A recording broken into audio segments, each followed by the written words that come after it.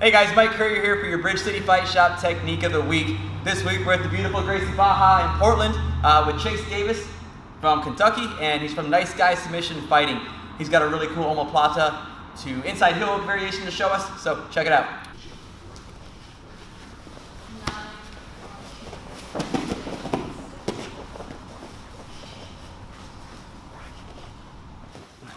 Alright guys, first thing I want to do is get an overhook and control my opponent's posture. So I come behind his head, I break his posture down, and I've got an overhook on this left side here. Now from here, I like to set up my omoplatas using mission control.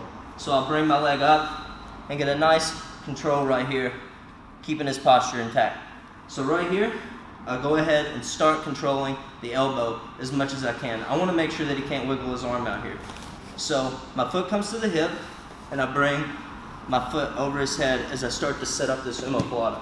So as I'm turning around to the side, and I'm in my standard omoplata position, let's say Mike is doing a really good job at maintaining his base here, and I can't flip him over, he refuses to roll, and I can't get his arm loose. So the first thing I want to do is I want to cut my left knee to the inside in this space between his hip and the ground. So I can use my right leg and my right arm here to propel me into this position. So what I'm going to do is push and cut my knee down into the ground. My knee can touch the ground here, and that's fine. You can maintain this and come back to that if that's what makes you feel comfortable, but right here, the biggest feature that I got to make sure that I'm using is controlling his elbow. If I don't control his elbow, he's going to be able to pull it out and roll out fairly easily. But with control of his elbow, I'm able to stay here for a little bit and set up my submission. So what I want to do from here is use my right hand to cup the instep of his shin, right above his ankle,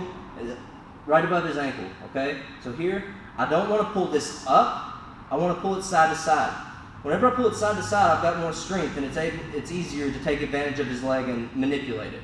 So as I pull his leg to me, my right leg is coming out and over into a 50-50 type position.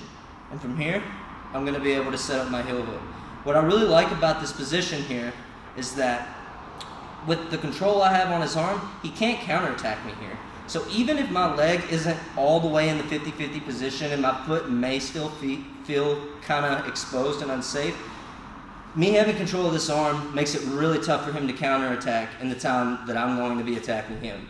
So from here, I want to drive my elbow back onto his toes to expose the heel more. Notice I'm kind of driving my tricep backwards and using that to bend his toes.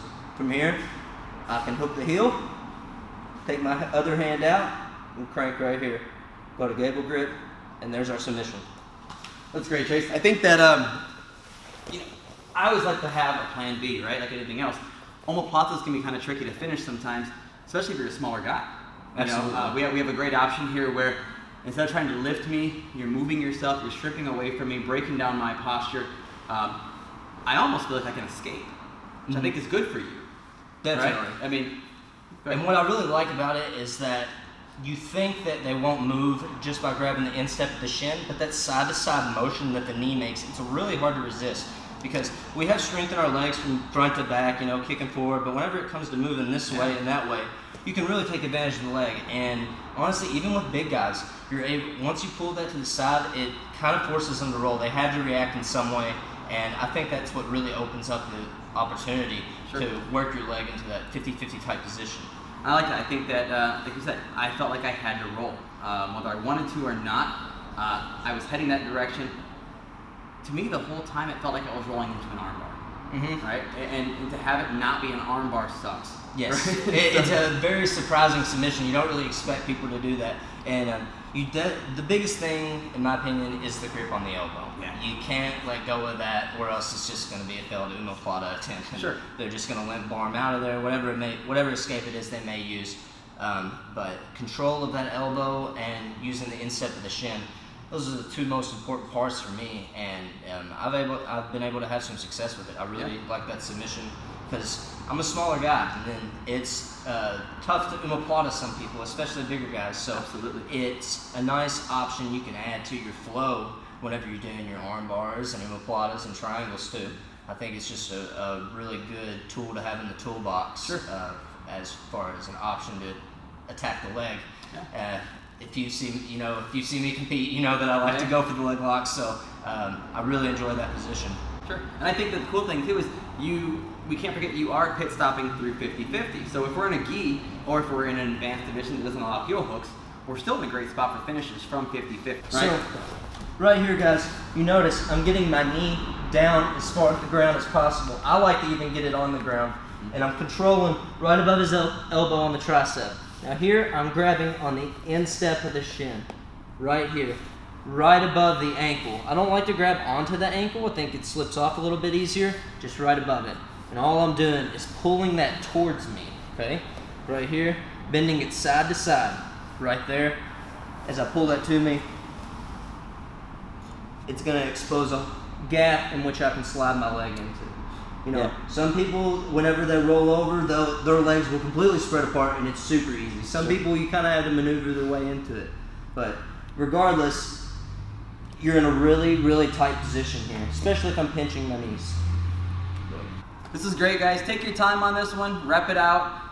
Find your pit stops. I think that anytime we can take a technique that is seemingly complicated and find pit stops where we can get to here and then pause and take a look at things, get to here, pause, take a look at things, that makes things so much easier. And these are pit stops that are practical in the roll too. It doesn't have to be this quick dynamic movement.